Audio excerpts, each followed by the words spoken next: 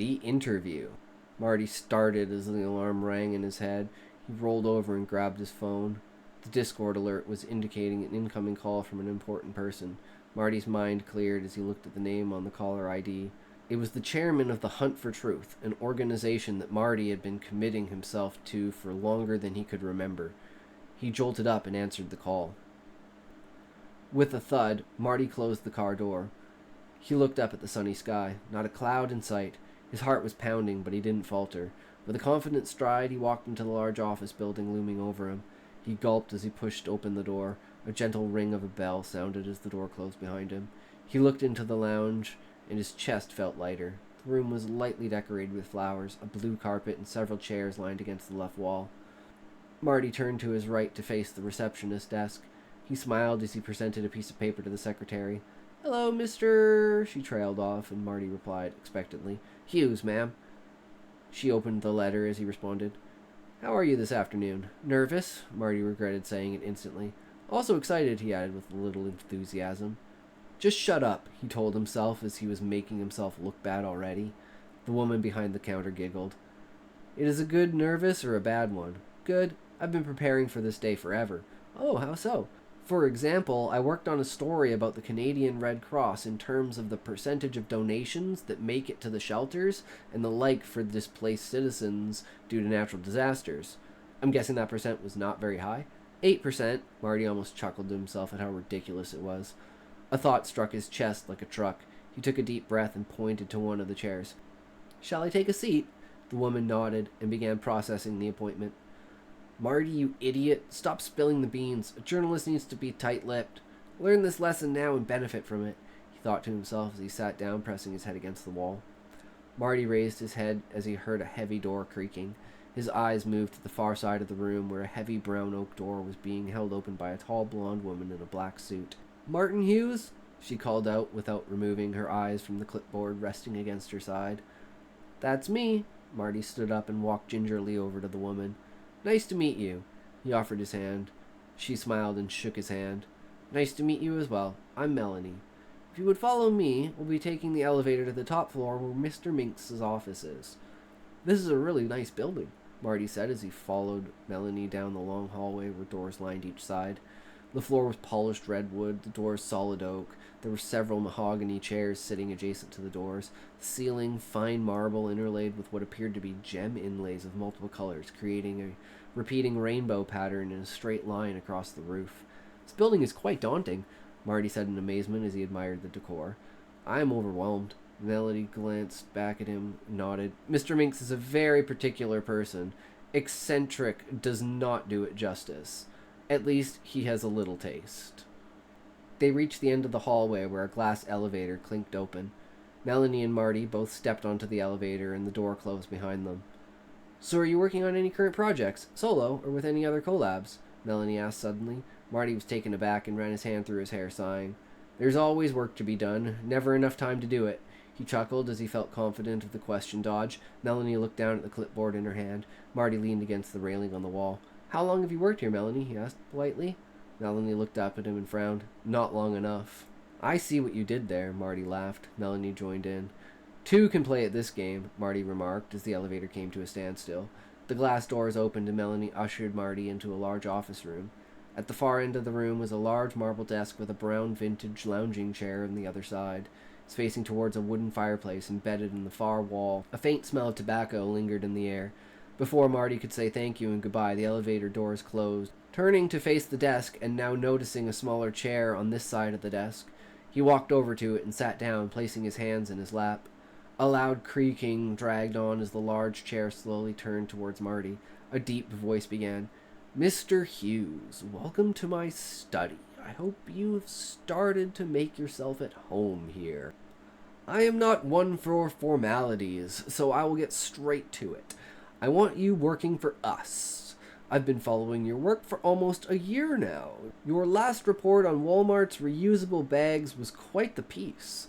Could you give me a little insight into why you became a reporter?" Marty took a deep breath and relaxed back in his chair. "I'm flattered, sir. Thank you for the opportunity. As for why I became a journalist, my father was a contract bid overseer for the government."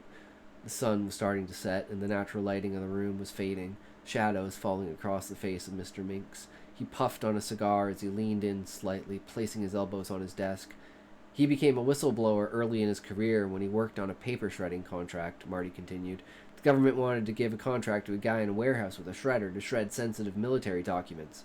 The bid contained the company that the USA military used to shred its documents, and the Canadian government chose the smaller, less expensive, and non-secure company instead to save costs.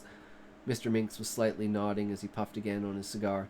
Marty was feeling on fire in the moment. He felt calm and relaxed, like he was talking to an old friend. So in order to protect the safety and security of military personnel, my father went to the media and exposed the scandal. Mr. Minks clapped his hands, a great smile on his large face as he sat back in his chair. He took his cigar from his mouth and put it out. He looked Marty dead in the eyes. That was courageous and respectable of him. Did he consider any possible repercussions from this? Marty knew something like this would be part of the interview, but this man was imposing, yet gentle. He began, "Of course, but as a devout father, he would be ashamed if he had let it slip under the rug. How could he look at his family in the eye and raise his children to be admirable citizens if he could not lead by example? I believe he would not have done the same without these feelings. Having people to look up to you is a very powerful motivator." Mr. Minks narrowed his eyebrows as he stared at Marty. "Do you have any children yourself?"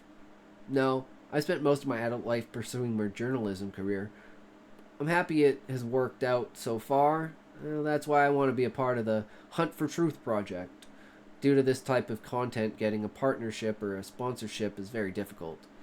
Mr. Mink smiled and placed his hands on his knees. "Hunt for truth. Words to live and die by. If you make it long enough, those words will hold sway over you. It is the reason we are seeking to expand on the number of journalists." Mr. Minks, let's go back to your piece about Walmart. What inspired you to take up this story? A light shone in Marty's eyes, and Mr. Minks nodded approvingly as he sat back in his chair. Marty cleared his throat. "I've always been interested in how companies min-max profits, playing a cat-and-mouse game with customers, testing how far they can push prices." Marty rolled his eyes and wanted to throw his hands up, but refrained, trying to keep himself somewhat composed.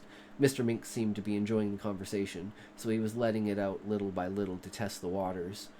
"That was where I started my investigation. Walmart's campaign slogan at that time was, 'We are going plastic free.' They were attempting to remove plastic bags from their inventory, or so they said. After 3 years, however, they still have plastic bags for produce and deli, but won't give plastic bags out for free at the register. The amount of money people pay on a regular basis for bags is staggering. On average, every set of customers pays $10 a month on reusable bags.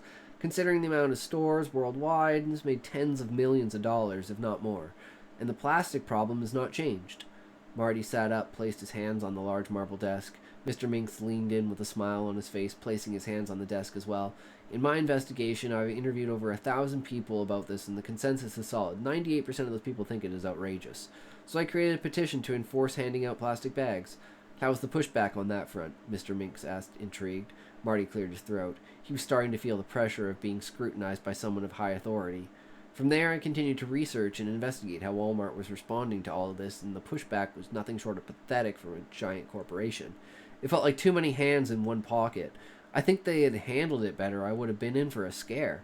What do you think of the possible ramifications of your actions, considering you are going against the money-making of a large corporation?"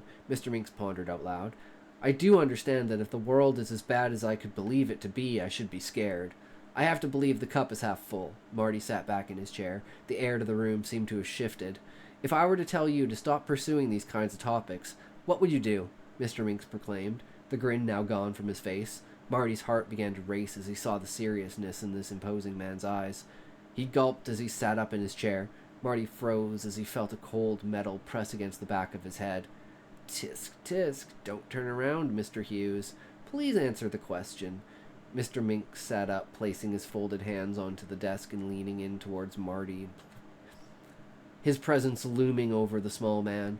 Marty took a deep breath. "No." Bang! Mr. Minks exclaimed as he jumped up from his chair. "Congratulations, Mr. Hughes. You've passed the most important test. Would you be intimidated or stand your ground? I knew you had it in you. Welcome to the team." Mr. Minks walked around the desk towards Marty and held out his hand. Marty stared stunned, so Mr. Minks leaned in and gently raised Marty's hand and shook it. "I will give you some time to get yourself composed." Mr. Minks turned around and chuckled. Marty blurted out, "Thank you, sir." His head was spinning, his heart was racing, and he thought he had died. "I won't let you down." "Marty, that's what you go by, correct? Is it okay if I call you Marty?" "Yeah, whatever's your prerogative." "All right, Marty. The man behind you is Bart. He's our head of security. He'll take you back down to the lobby, and we will be in touch very soon." "Thank you again, Mr. Minks. I look forward to it." Marty turned around and shook Bart's hand. "Nice to meet you, Bart." "Same to you," Bart replied. "Shall we?" He ushered Marty to the elevator, and the doors opened. They stepped in and began their descent. The doors to the elevator opened to a loud cheer and a round of applause. There were dozens of people standing in the lobby, smiling expectantly as Bart and Marty stepped off of the elevator. "Welcome to the team, Marty!"